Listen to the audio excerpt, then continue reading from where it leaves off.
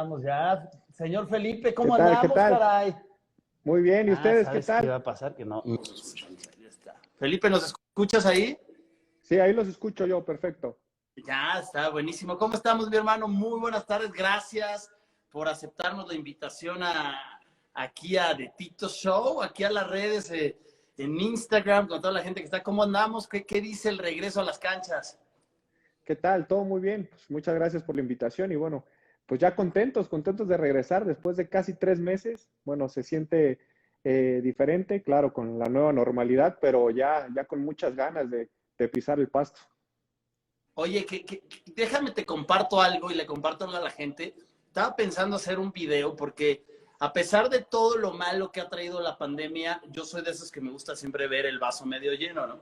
Y yo estaba viendo cómo muchos en los negocios que tengo, muchos empleados, a partir de la pandemia, se han puesto más la camiseta. Como que muchos extrañaban el trabajar o sentían que a lo mejor los podían correr o algo, y he notado un cambio, ¿no? O sea, ¿tú cómo empiezas a ver la gente, los jugadores en la cancha después de 3 meses parados? ¿Sí, tres? Sí, 3 meses parados y regresar a la cancha. ¿Cómo sientes el ambiente en general, tanto jugadores como staff? ¿Cómo se siente? Pues obviamente se siente bien regresar, como bien lo comenta, son 3 meses que no hacíamos lo que más nos gusta, lo que más nos apasiona. El regresar siempre marca ese sentimiento de alegría, de felicidad, de estar otra vez haciendo lo que te gusta. Como tú dices, creo que dejamos de hacer las cosas que más nos apasionan durante este lapso y no sabíamos cuándo íbamos a regresar, no sabíamos si las íbamos a tener de regreso y bueno, hoy creo que es el punto para iniciar con esta nueva normalidad y disfrutarlo más que nunca. Oye, traemos una serie de preguntas preparadas con Mario. Queremos tratar de absorberte algunos conocimientos en este mundo del fútbol. Pero antes de hacerte las preguntas, quiero que Mario, ya hizo ahorita un intro, pero para que los que se van a ir conectando, Mario, ¿a quién tenemos aquí? Tú que eres experto y que conoces muy bien a Felipe. A ver cómo te presenta Mario. Vamos a ver cómo te presenta. Lo voy a poner a prueba, güey. Te voy a hacer la A barba, ver qué ¿eh? tal. No es cierto. A ver. Pero no, lo volvemos a presentar ya que ya está con nosotros conectado. Él es Felipe Rodríguez, es jugador de primera división de acá del fútbol mexicano, porque también hay gente que se conecta fuera de México. Es portero y el capitán del equipo de Atlético San Luis. Felipe tiene una carrera de ya más de 10 años, aquel 2009, aquel 2 de noviembre del 2009, cómo olvidarlo. Así que Felipe es un jugador ya con una trayectoria, con selección, ha estado en diferentes equipos como Monarcas, como León, ahora están en el Atlético San Luis.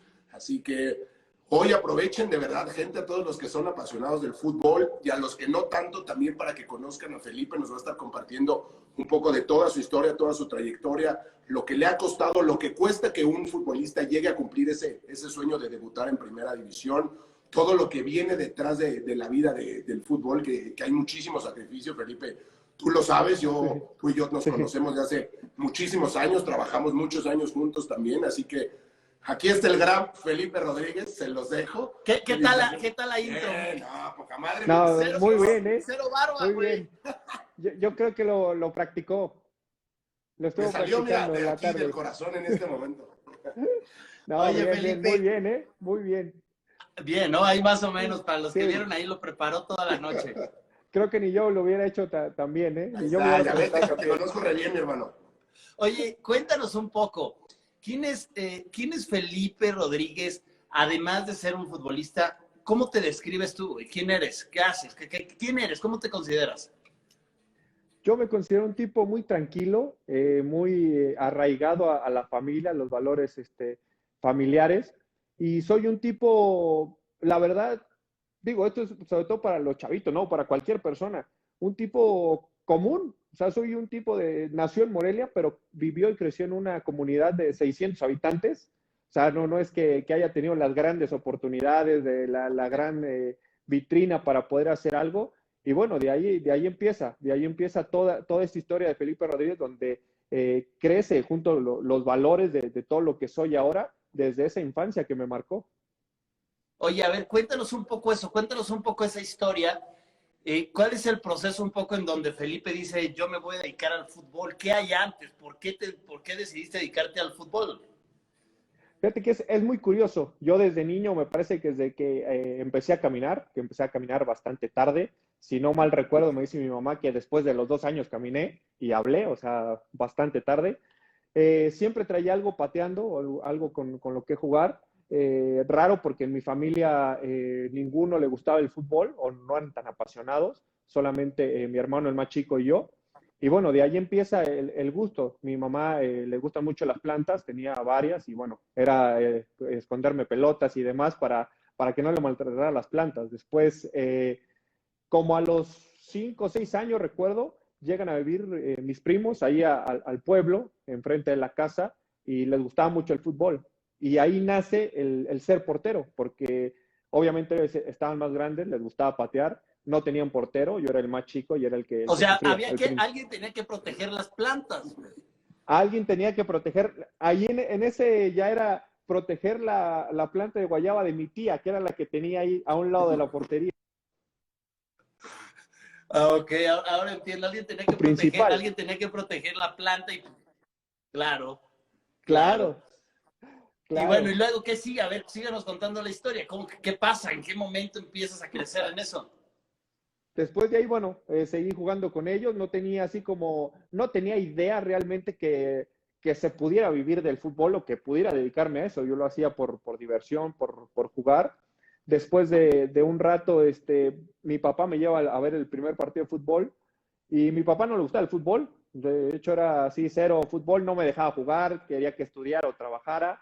Entonces, pues, súper raro. Me lleva a ver un partido de Morelia justo y me acuerdo perfecto que yo le dije, papá, algún día yo voy a estar ahí adentro.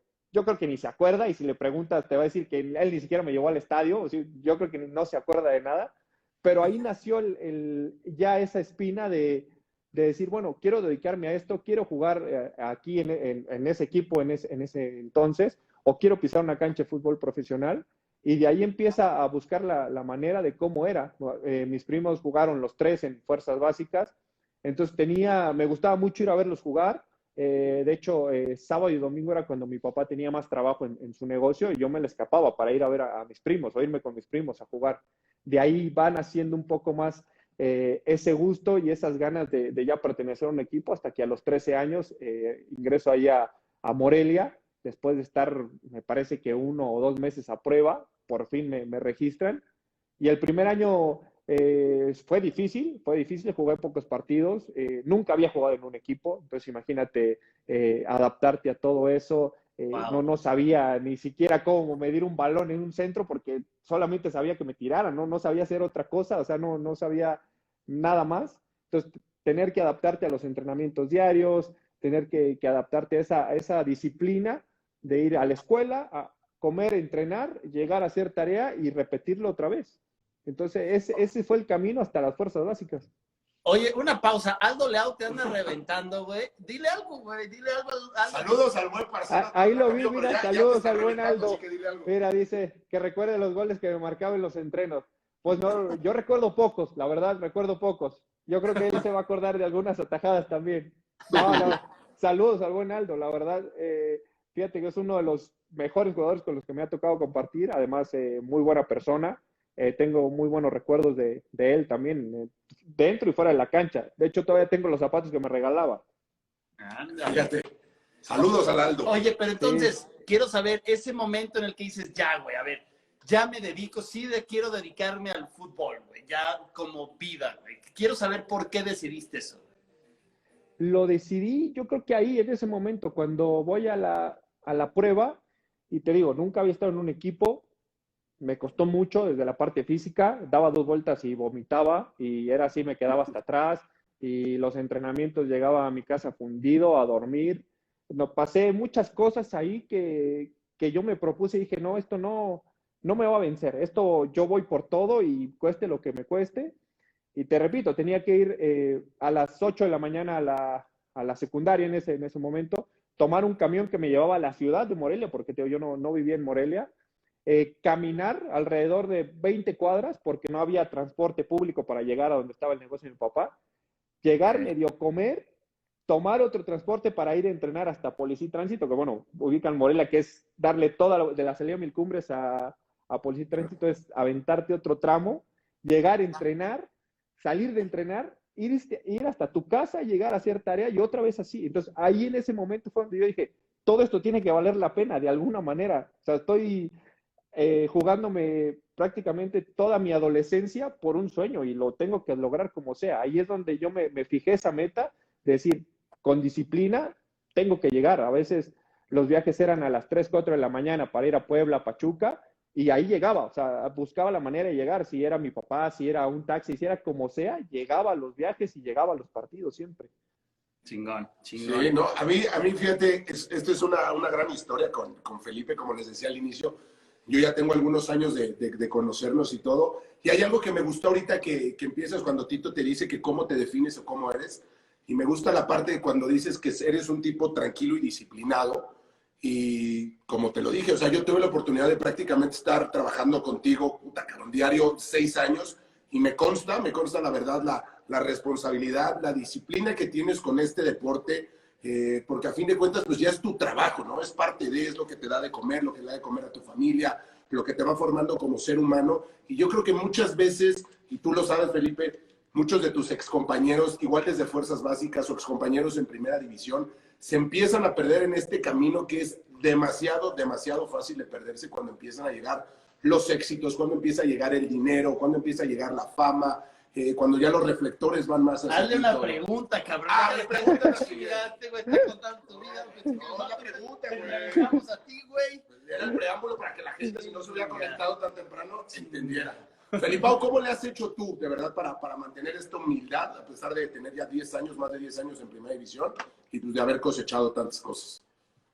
Yo creo que parte importante ha sido lo que tú comentas, la disciplina, que como te repito y lo recalco mucho, es que me costó mucho trabajo llegar, no solo en esa parte que les conté, también en lo futbolístico.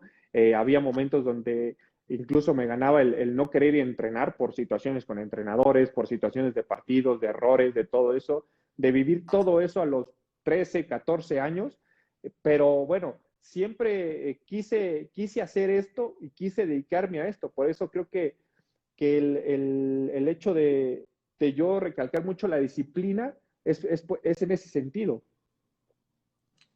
O sea, nos queda claro que la disciplina es algo clave. O sea, tener claro tu sueño, tú tuviste claro tu sueño y de ahí es disciplinarme, pase lo que pase.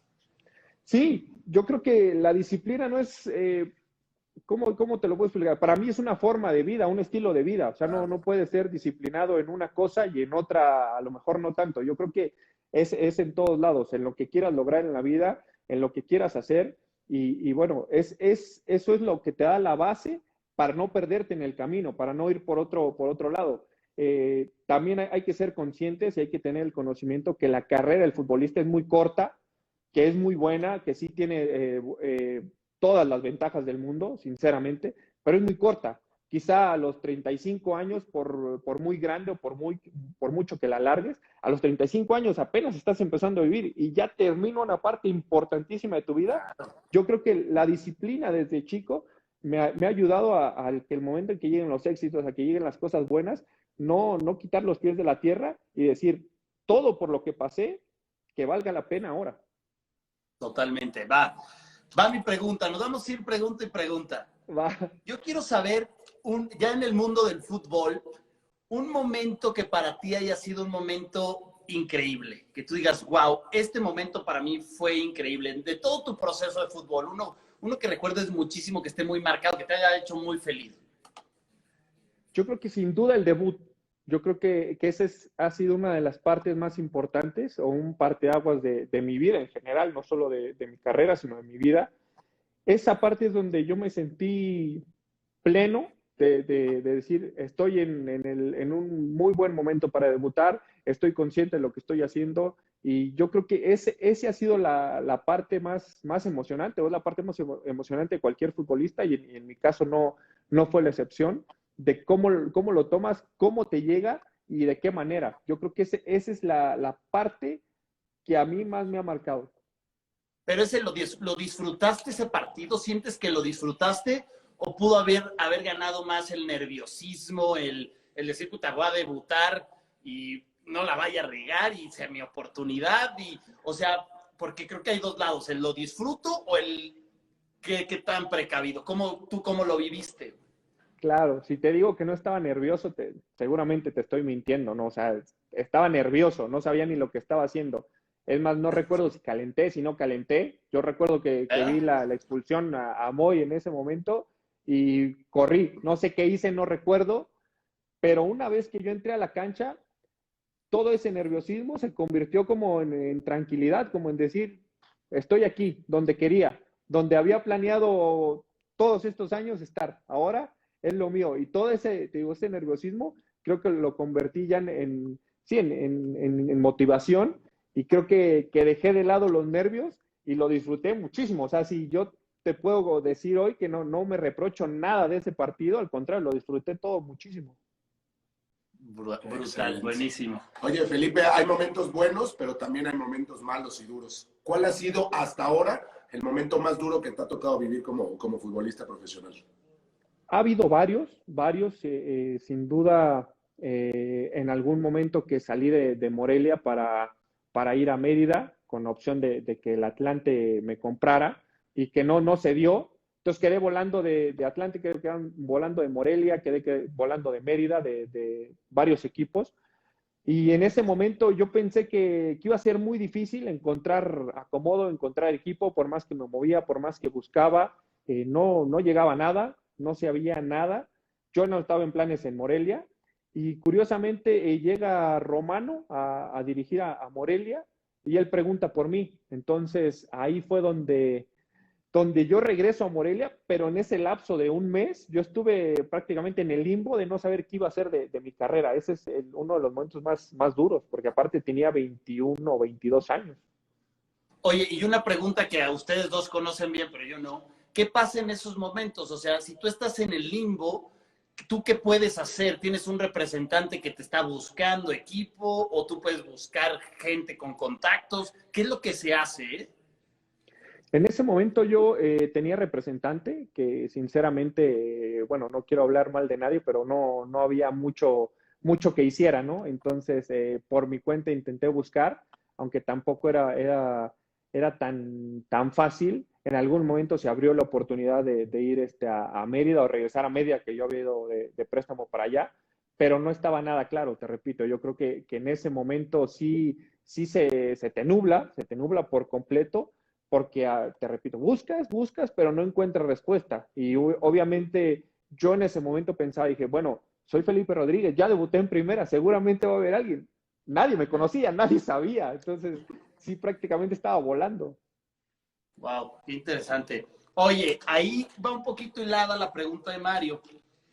La posición de portero es una posición, no sé cómo decírtelo exacto, pero con un nivel de riesgo más complicado en el sentido de que tanto a lo mejor un central o un portero tienen un error y se puede ver muy claro el error. ¿Cómo le hace un portero? ¿Cómo se entrena un portero en la parte psicológica para darle la vuelta a un error que pueda haberse convertido pues, en algo muy claro que es un gol, ¿no? O sea, algo que es tu culpa. ¿Cómo le doy la vuelta? ¿Qué has hecho tú para darle vuelta a estos errores? Para no caerte, pues, sino al contrario, güey, puta, la cagué, di mal el pase, se me fue por abajo de las piernas, güey, pinche atajada, ¿no? Algo, ¿cómo le doy la vuelta? ¿Qué hace Felipe para eso? Yo creo que como tú lo comentas, ¿no? La posición de portero te da no quiero llamarlo desventaja, pero sí esa situación donde te equivocas y es gol. Lo más seguro es que sea gol. Entonces puedes estar bien 90 minutos y al minuto 91 te equivocas y tu equipo pierde. Y olvídate ya de que hiciste bien las cosas. Y yo creo que a través de los años he aprendido a que muchas veces te equivocas y te repiten mucho el error. Y el error, automáticamente uno cuando se equivoca como portero, ya lo tienes en la cabeza todo el día y el siguiente día y todo, y estás diciendo, sí, me equivoqué porque no hice eso, tú te das cuenta. Entonces lo que yo hago para revertir eso es ver lo que hice bien, porque lo que hice mal ya lo traigo, ya dije, bueno, en ese momento descubrí o entendí qué hice mal. Entonces veo lo que hice bien para decir, pues mira, de 30 acciones hice 25 buenas, 3 regulares y 2 malas. Bueno, es un porcentaje altísimo, el 25 de 30 es muchísimo. Entonces veo o me enfoco más en lo bueno para darle la vuelta a ese tipo de errores. Ok. Felipao, hoy en día, hablando ya de tu carrera ya más maduro, etcétera, etcétera, te toca desempeñar una función que no te había tocado en otros equipos, que es la de ser el líder, de ser el que empuja, el que lleva la cinta de capitán. ¿Cómo te has sentido tú con esto? ¿Qué responsabilidad te da con tus compañeros, con tu cuerpo técnico, el portar la cinta de capitán? Es una responsabilidad grande porque después del entrenador en la cancha, pues, eres prácticamente la segunda voz, donde tienes que saber qué mensaje dar a tus compañeros, en qué momento. Y también es una parte importante porque es de conocer a cada compañero. No le puedes hablar igual a los 25 jugadores, tienes que saber en qué momento y qué decirle a cada uno. Y esa responsabilidad no me había tocado, es la primera vez en San Luis que me toca, pero creo que también con el paso de los años y de la carrera he tenido compañeros que han sido grandes ejemplos de ello, que les he absorbido eso para precisamente cuando llegara esto, seguramente aprovechar lo más que se pueda. Y uno de ellos, bueno, ahí está Aldo Leao, que fue uno de los grandes ejemplos en ese sentido. ¿En qué sentido? A ver, ¿qué le aprendiste a Leao? ¿Cómo qué cosas agarras de este tipo de jugadores? Que está buenísimo. Es como yo les digo, chuparle el cerebro a ciertas personas, pues es un buen truco, ve y chupa cerebros. Por ejemplo, ¿qué hacía bien Leao que tú aprendiste? Era un tipo que se preocupaba por los compañeros, pero sobre todo por los más jóvenes. Siempre estaba al pendiente de que tuvieran zapatos, de que estuvieran bien. Eso es una parte muy importante porque los jóvenes muchas veces no tienen ese apoyo. Claro. Muchas veces están solos, no tienen a la familia con ellos. Ese es una parte fundamental en ese proceso. Y después con los más grandes también, saber cuándo levantar la voz, saber cuándo animar, saber cuándo decir, bueno, la estamos pasando mal, vamos a hacer esto, ¿sabes qué? Vamos bien, vamos a seguir haciendo esto. En cuanto saber tener una reunión, cuando, te repito, levantar la voz o no levantar la voz, hay que saber cuándo y creo que ese Aldo es un gran ejemplo de ello. Ok, oye, mira, hacen una pregunta aquí que vamos a ver también preguntas de la Sí, gente. ahorita. Jorge Cortés Fuentes, ¿qué aprendiste de Federico Vilar? O sea, a ver, cuéntanos ahí, conviviste con él, porterazo, definitivamente. ¿Qué le aprendiste a Vilar? Fíjate que le aprendí muchísimo y lo primero que debo decir abiertamente es que es de las cosas que me arrepiento no haber aprendido más y no haberle preguntado más cosas porque pensé que iba a tener mucho más tiempo con él. Entonces dije, bueno, le pregunto mañana, le pregunto otro día, le pregunto en otra situación. Y esa parte, yo sí me arrepiento mucho de como dices, no chuparle el cerebro más de todo lo que sabía. Muchas veces por él, increíblemente salía un consejo, salía una respuesta, una pregunta que yo le iba a hacer en algún momento y que nunca se la hice. Y yo creo que esa parte me arrepiento. Y bueno, y después, ¿qué le aprendí? Le aprendí muchísimo. Le aprendí muchísimo, un tipo también líder, un tipo que sabía lidiar con la presión, que tuvo muchos momentos, bueno, cuando fuimos compañeros en Morelia, donde no la estaba pasando bien, donde tenía algunos errores, pero nunca lo vi caído. Siempre llegaba al entrenamiento como si no hubiera pasado nada.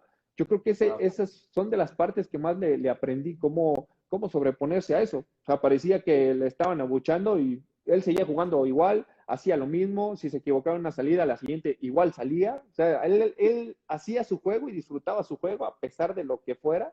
Yo creo que esa es de las cosas que más le aprendí. Chingón. Claro. Felipe, a ver, ahí te va otra y va también de la mano con lo que dice Tito. Jugadores, pero ahora entrenadores que te hayan marcado en cualquier sentido, que te hayan empujado más, que te hayan exigido, que te hayan regañado, porque también regañan. ¿A quién es al que más o a los que más les has aprendido?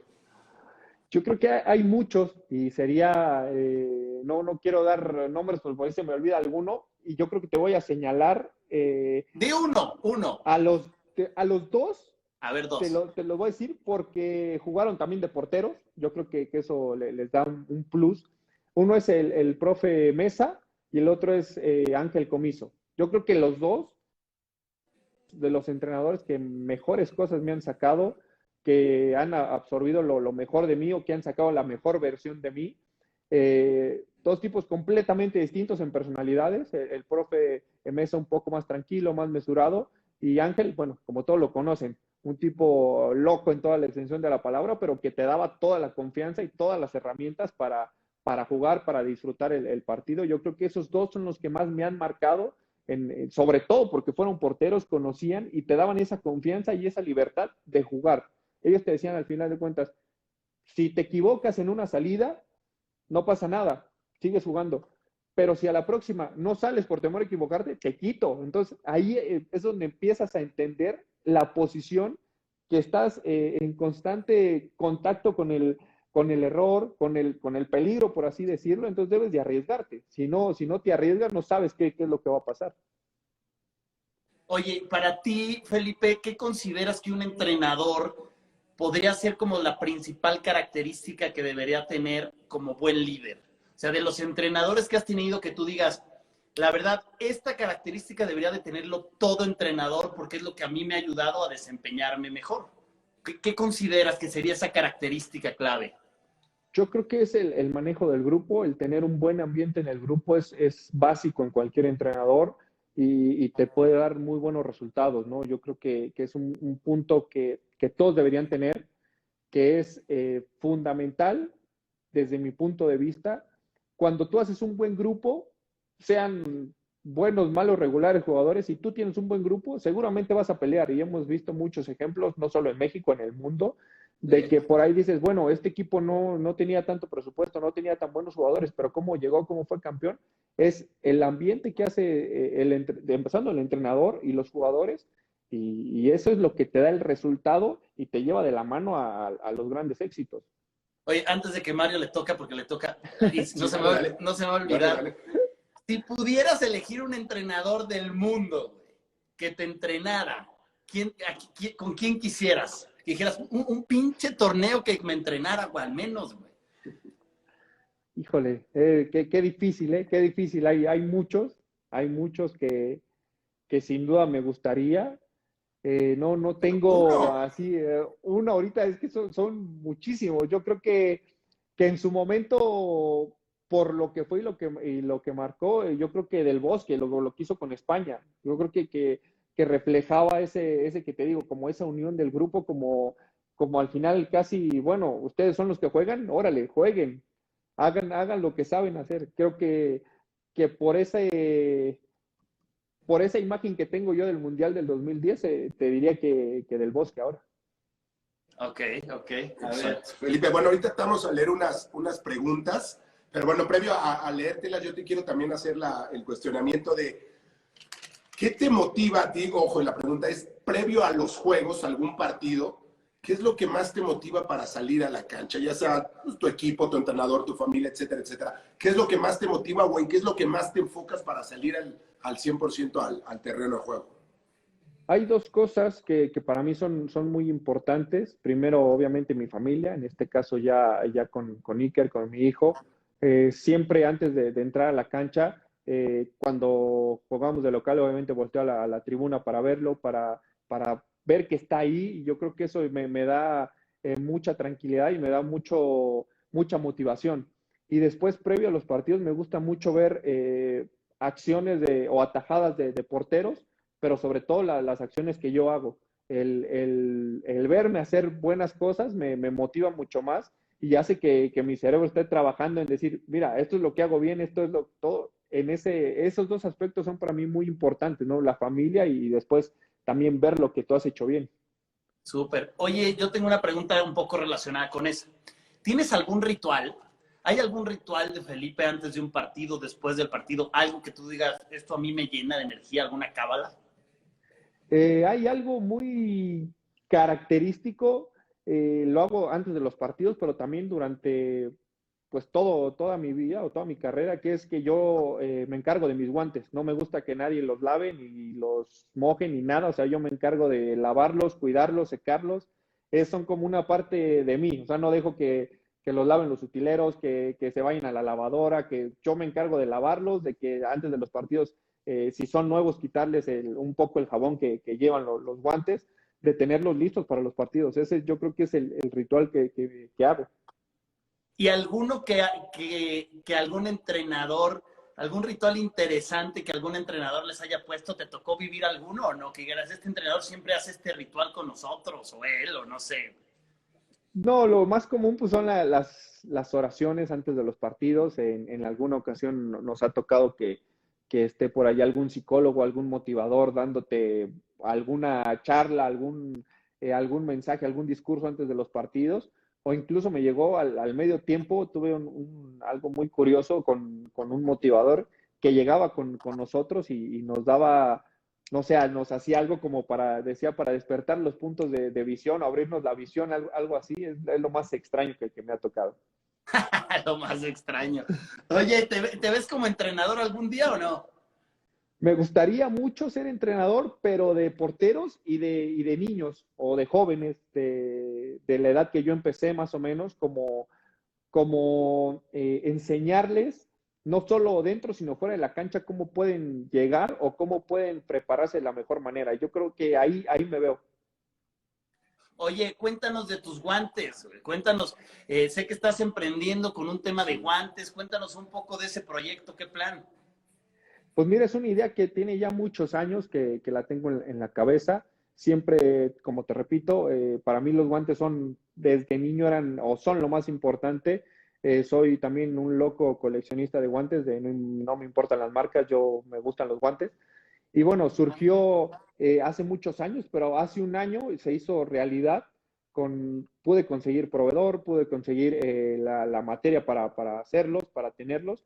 Y en principio siempre dije que los quería para mí, primero, para probarlos yo, tenerlos yo, ver cómo eran, cómo funcionaban, y después así ofrecer un buen producto a la gente que lo quiere, y no vender o no poner una marca en el mercado por decir, bueno, quiero vender esto, sino que sea un producto 100% confiable, que bueno, en este caso más confiable que yo mismo los use, ¿no? ¿Y en qué va el proyecto? A ver, cuéntanos, ¿cuándo puedo comprar yo para mis hijos? ¿Qué hago? Sí, pues va bien, ya obviamente se va formalizando cada vez más. Sí quería como este año de tener la prueba de usarlos, de ver cómo se iba moviendo todo. Ha habido mucho interés, entonces se está trabajando ya en que próximamente salga ya a la venta, al mercado, que sean, te repito, buenos guantes, y además que tengan la posibilidad de que los pueda conseguir cualquier persona, ¿no? Que no sea un producto muy caro, sino que sea un producto de calidad y a un precio accesible para todos. Pero emocionanos, ¿cuándo es próximamente? Pues esperemos y trabajaremos duro para que sea antes del final de año, que ya esté pues con todo la marca. Conste, antes de año yo voy a comprar uno de los primeros 10 pares, me dices, ya están, y yo quiero estar en esa fila donde compre uno de los primeros 10 pares. Yo soy un porterazo.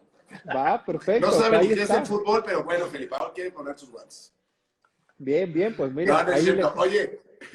Oye, Felipe, bueno, volviendo un poquito al tema del fútbol y entrando en esto, ¿tienes algún ídolo, alguien a quien tú sigas admirando o hayas admirado? Y si lo tienes, ¿qué le has aprendido? ¿Qué le has copiado? Su estilo, etcétera, etcétera, su forma de ser. ¿Alguien que tengas muy marcado en esto? Tengo, sí, varios internacionales, son Buffon y Casillas. De Casillas me sorprendió muchísimo. Me parece que fue el primer partido de Champions que yo vi, que fue Real Madrid contra Manchester. Y cuando yo lo vi atajar, me llamó mucho la atención. Pero cuando dijeron su edad, que me parece que tenía 18 años, dije, wow, está cañón, ¿no? O sea, estar en ese nivel, a esa edad, sí fue para mí sorprendente, me llamó mucho la atención.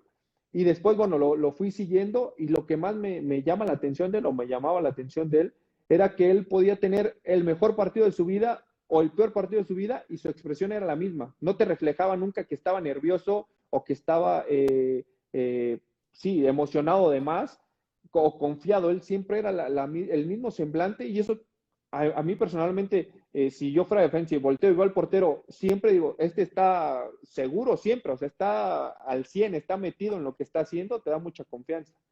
Y de Buffon, el liderazgo que tenía, un tipo que tú lo veías parado, y yo creo que es de los porteros que no necesitan ni hablar o decir una palabra para saber qué es lo que quieres. Yo creo que esa parte también es impresionante de él, y sobre todo también el tema de lo que hablábamos al principio, la disciplina. Creo que él ha sido un tipo muy disciplinado, y prueba de ello es que hoy acaba de jugar una final a los 42 años. Sí, correcto. que yo creo que eso es interesante. O sea, yo creo que el portero tiene todavía más tiempo de vida en el fútbol, ¿no? ¿No crees que a diferencia de los jugadores? Es más longevo. Es más longevo. Y vemos al Conejo Pérez, que duró también como a los 80. O sea, duran más años. Sí, sí, duramos más. Es un poco también, no sé cómo decirlo, pero sobre todo en México, la vida o la mejor etapa del portero empieza a los 30 años. No, no sé por qué, quizá porque no nos dejan o no nos dan oportunidad de jugar más jóvenes. Muchas veces se busca un portero con experiencia en el fútbol mexicano y es muy difícil ver a un joven. Si tú ahora mismo lo ves, muy pocos equipos tienen arqueros menores de 24 años, todos somos mayores. Y yo creo que va de la mano eso, ¿no? En México, que después de los 30 tienes tus mejores años y por eso es que muchas veces duramos tanto tiempo, que ya tenemos más experiencia, somos más maduros y también el hecho de que las cuestiones físicas en nuestro puesto se pueden mantener hasta esa edad. Totalmente. Bueno, Felipe, pues ya para terminar, primero agradecerte obviamente el tiempo.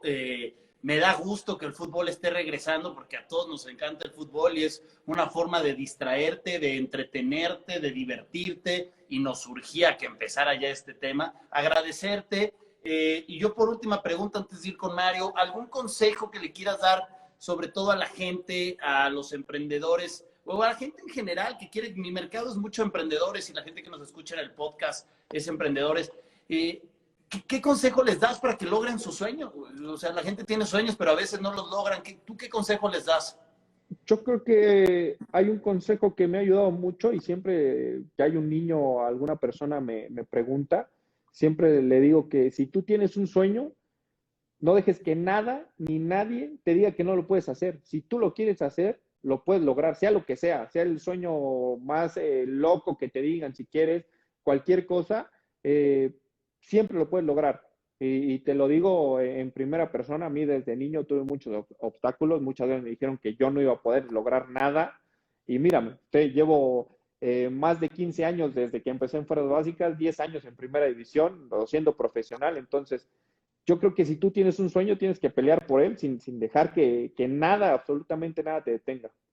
Súper, gracias Felipe. Mario. Felipe, pues igual, antes que nada, muchas gracias por estos minutos de compartirnos un poquito tu historia. Y yo te preguntaría más a una cuestión personal, hoy en día, ¿cómo te ha cambiado la vida el sentido de ya ser papá, el sentido de tener una familia, de estar casado, te sientes más maduro? ¿Cómo te sientes hoy en día con este tema que es más personal? ¿Cómo te ha cambiado?